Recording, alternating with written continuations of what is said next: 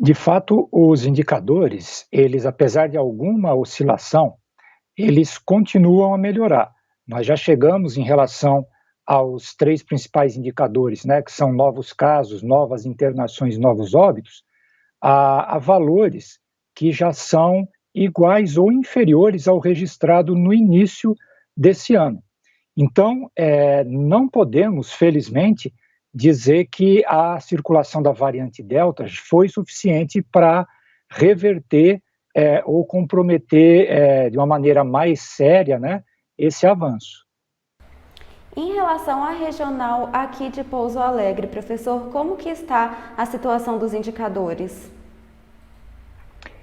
Então, Gabriela, as regionais do sul de Minas, incluindo a de Pouso Alegre, né, começaram essa semana com uma tendência de redução de novos casos, de novas internações e novos óbitos, com exceção de uma situação que deve nos preocupar, que é da regional de Passos, que já há 4 semanas ela inicia a semana com uma tendência de estabilidade em novos casos e novas internações, embora nas 2 últimas semanas também com tendência de redução das mortes.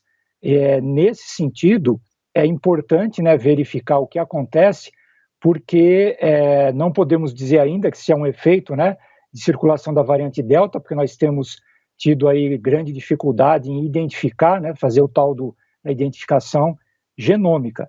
Mas em relação à regional de Pouso Alegre, mesmo ao município de Pouso Alegre, com exceção do início dessa semana, a tendência de mortes no município de Pouso Alegre oscilou para crescimento, mas no geral os números são positivos.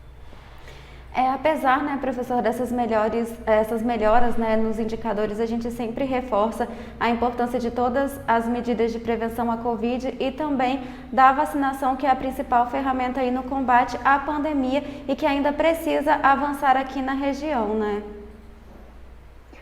Sem dúvida nenhuma, é o principal indicador para o controle e acompanhamento de qualquer epidemia ou pandemia é a chamada incidência, que são os novos casos que ocorrem e que são registrados diariamente. Nesse sentido, né, nós temos tido grande avanço e esse avanço, com certeza, ele não se deve exclusivamente a medidas de prevenção que, inclusive, já estão começando a ser relaxadas. Esse avanço só foi possível devido ao avanço da vacinação. E em relação a medidas de prevenção, é sempre bom frisar, né, a continuidade do uso das máscaras, porque essa variante Delta, por exemplo, ela é muito mais contagiosa.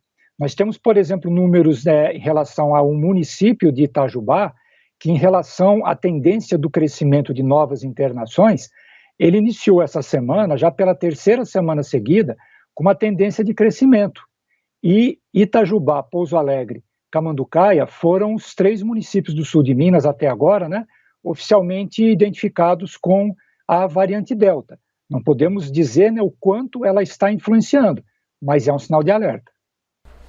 E outra questão aí, professora, a importância também de acelerar a vacinação para começar, então, a aplicação da dose de reforço em idosos e também a vacinação de adolescentes.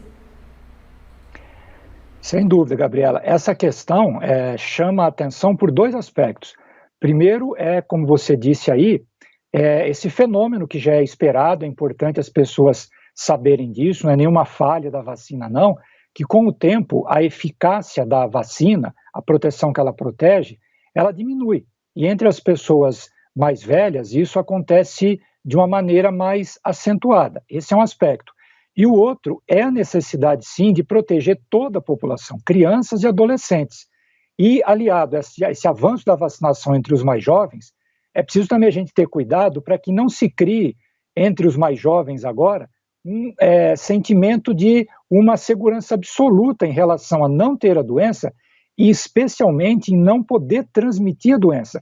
Sabemos que, e inclusive muito com a variante Delta, pessoas vacinadas elas têm capacidade de transmitir a doença.